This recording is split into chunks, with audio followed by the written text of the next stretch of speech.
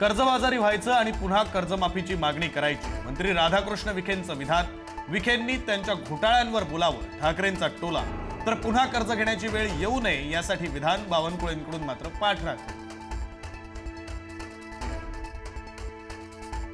कापूस खरेदीसाठी ॲपवरील नोंदणीच्या अटीनं शेतकऱ्यांची अडचण. तांत्रिक अडचणींमुळे नोंदणी होत नसल्यानं शेतकऱ्यांचा खोळंबा. ॲपवरील नोंदणी बंद करण्याची शेतकऱ्यांची मागणी.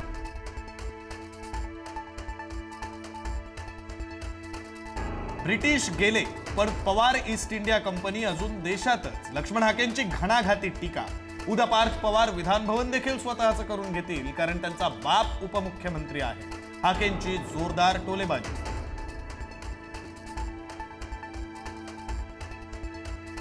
निलंबित तहसीलदार सूर्यकांत येवले यांच्या सर्व आदेशांची तपासणी होणार. पार्थ पवार जमीन घोटाळ्यामध्ये आणि बोपोडी जमीन घोटाळ्यामध्ये अधिकाराचा गैरवापर केल्यानं येवले निलंबित.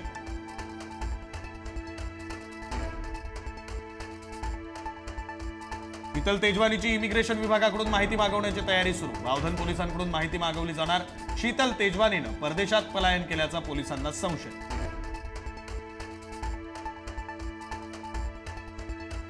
मनोज जरांगेंना तातडीनं Z+ सुरक्षा द्या. कल्याण काळे यांचं मुख्यमंत्री देवेंद्र फडणवीस यांना निवेदन.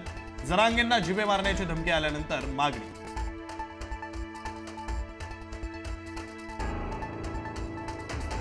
आगामी पालिका निवडणुकांच्या पार्श्वभूमीवर राज ठाकरेंनी बोलावली महत्त्वाची बैठक. आगामी निवडणुकीच्या निमित्तानं मनसेच्या रणनीतीबाबत आज बैठकीत होणार चर्चा.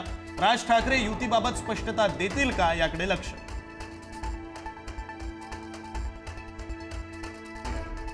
संघ आणि भाजपच्या प्रमुख पदाधिकाऱ्यांची बैठक. स्थानिक स्वराज्य संस्थांच्या निवडणुकीमध्ये संघ सक्रिय होणार. निवडणूक हिंदुत्वाच्या मुद्द्यावर लढवणार.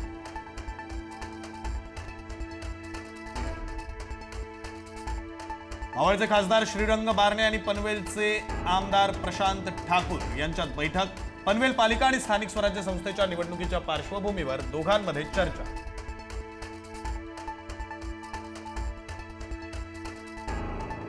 उपमुख्यमंत्री एकनाथ शिंदे सांगली दौऱ्यावर. बैलगाडी शर्यत संघटनेच्या पहिल्या अधिवेशनाला लावणार उपस्थिती. तासगाव कवठे महांकाळ मधील कोड्याचं माळ इथं परिषदेचं आयोजन. ऐन निवडणुकीच्या तोंडावर कल्याण डोंबिवलीत ठाकरेंना धक्का. जिल्हाध्यक्ष दीपेश म्हात्रे भाजपच्या गळाला. रवींद्र चव्हाणांच्या उपस्थितीत आज पक्षप्रवेश.